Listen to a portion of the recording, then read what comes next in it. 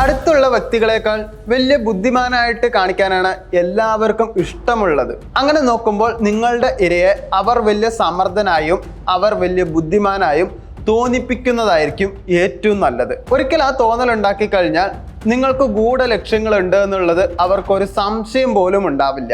മറ്റൊരാൾ നമ്മളെക്കാട്ടിലും ബുദ്ധിമാനാണെന്നുള്ള തോന്നൽ നമുക്ക് പലപ്പോഴും അസ്വസ്ഥത ഉണ്ടാക്കാറുണ്ട്. പൊതുവെ നമ്മൾ ഓരോന്ന് പറഞ്ഞ് അതിനെ ന്യായീകരിക്കുകയാണ് ചെയ്യുന്നത്.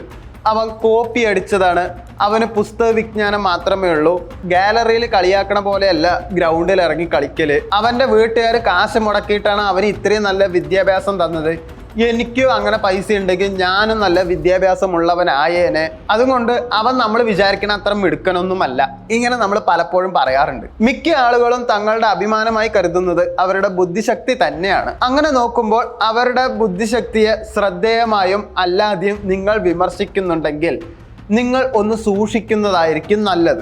അവർ നല്ല ബുദ്ധിമാന്മാരാണെന്ന് പറയുകയാണെങ്കിൽ, അങ്ങനെ ചെയ്യുകയാണെങ്കിൽ അവർ നിങ്ങൾക്കെതിരെ പ്രതികാരം ചെയ്യാൻ എന്തായാലും മുതിരില്ല.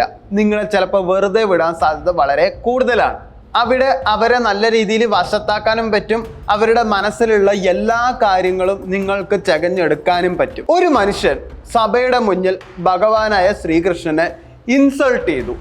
അതെ, ഭഗവാനായ ശ്രീകൃഷ്ണനെ തന്നെ. എന്നാലും കൃഷ്ണന് ഒരു റിയാക്ഷനും ഉണ്ടായിരുന്നില്ല.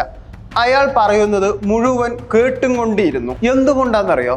ആ വ്യക്തി എന്തെങ്കിലും ഒരു തെറ്റ് ചെയ്യും എന്ന് കൃഷ്ണന് ഉറപ്പായിരുന്നു. ആ വ്യക്തിയുടെ 100 അധിക്ഷേപം ശ്രീകൃഷ്ണൻ കേട്ടുകൊണ്ടിരുന്നു.